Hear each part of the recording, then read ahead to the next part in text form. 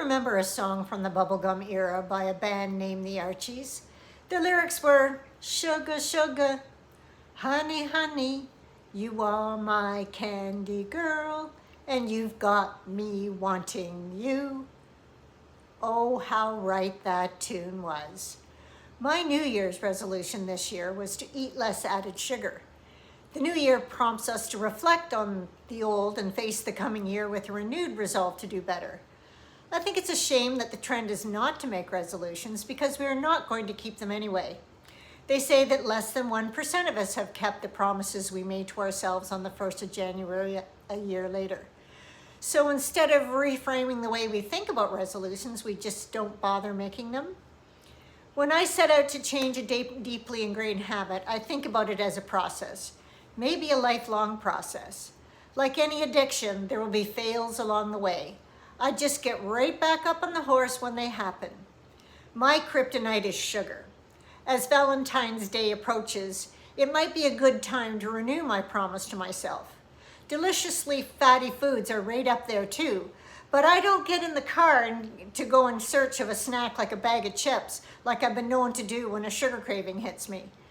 I have resolved to learn as much as I can about sugar, its impact on our health, and what we can do about it. So if you're interested, I would like to share with you what I've discovered. Sugar is everywhere, from our breakfast cereals to our late night snacks. It'd be impossible to avoid sugar altogether, and as it turns out, not even desirable. The sugars that are naturally found in foods, sugars such as lactose, think milk, fructose, think fruit and vegetables, and glucose, think bread, add sweetness and entice us to eat foods that contain important nutrients such as protein, vitamins, and minerals. They also contain the fiber the body needs to process those natural sugars. The fiber in those sources slows the absorption of sugar, minimizing blood sugar spikes and prolonging your energy. A mango, for example, contains 22 grams of sugar, but a mango also contains protein, vitamin A, B6, folate, and to process that sugar, a healthy dose of fiber. So natural sugar is good, however, added sugar is bad. These sugars are introduced to our food and drinks during processing, cooking, baking, or even from the sugar bowl on our table. No fiber, no vitamins or minerals, just empty calories. The Drug and Food Administration recommends limiting sugar to 50 grams a day. Just for reference, 1 can of Coke has 38 grams of sugar. It is important then to read the nutritional information labels on your food and drinks. Warning, those food companies are wily.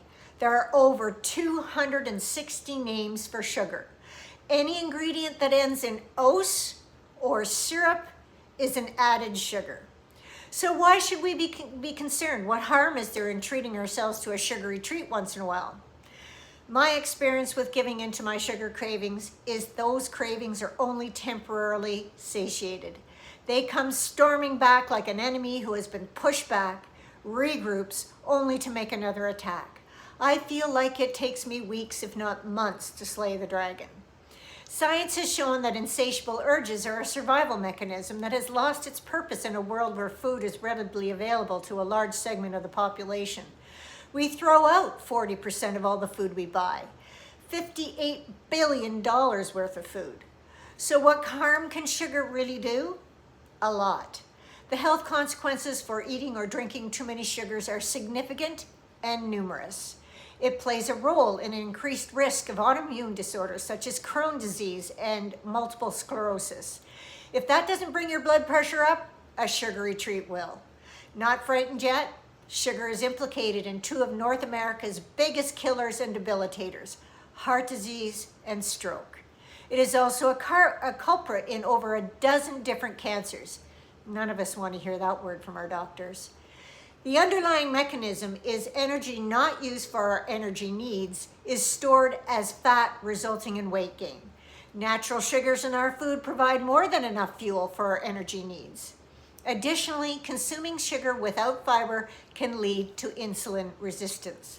I plan to address insulin resistance in an episode on processed foods. Suffice it to say that diabetes is a possible outcome for the overconsumption of sugar. Sugar is involved in fatty liver disease, as excess fat is stored in the liver, causing scarring and impaired function. Much has been made of the brain-gut connection recently. Sugar feeds the bad bacteria in our gut, which leads to chronic inflammation. The really good news is cutting out sugar, even temporarily, can lead to some pretty amazing health benefits.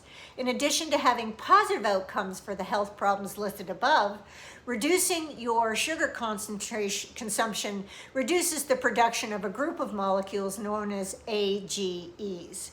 These are associated with premature aging and Alzheimer's disease. Excessive sugar in the bloodstream binds with lipids, collagens, and elastin, which results in wrinkles and a loss of elasticity. Sugar can affect the quality of your sleep by overstimulating the brain. Blood sugar crashes can result in waking due to thirstiness that can trace back to that wildly decadent dessert you had at dinner. Uma Nandi, a nutritional psychiatrist at the Harvard Medical School, points a finger squarely at sugar as a cause of depression in her book, Your Brain on Food. Other important changes that come with reducing your sugar intake is that it can rapidly lower your risk of type 2 diabetes within weeks, not months, not years. There is also evidence that sugar can block memory receptors in the brain, causing what has been described as brain fog. Reducing sugar may help with that fuzzy head feeling. My coping strategy for dealing with sugar urges is first and foremost not to have it in the house. That's where reading the nutritional labels on your food comes in. When a sugar craving hits, I turn to a sweet fruit. Tangerines are my go-to. One tangerine has 40 calories, 10 grams of carbs, 6 grams of protein, 1.3 grams of fiber, and is an excellent source of vitamin C and A. Research has shown that imaginary eating can reduce your cravings for sugary snacks and desserts. All food cravings, apparently. Instead of letting that lovely Valentine chocolate melt in your mouth, let it melt in your mind. Studies have shown that imaginary eating a certain food reduces your interest so that you eat less of it.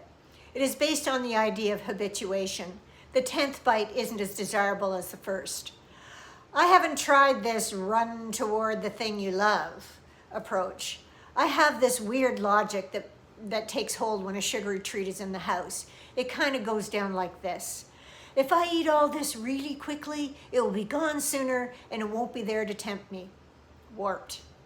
I know.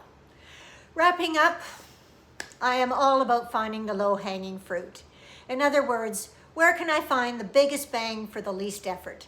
Cutting out or cutting down on added sugar seems to be a simple, straightforward way to have a big impact on my health. Read your nutritional labels carefully. Be aware of the many forms sugar can take in our food and drinks. I have already broken my New Year's resolution, and the Valentine's Day attack is just around the corner. But the only time you lose a war is when you stop fighting. Ask Churchill. In the meantime, my friends, fair winds.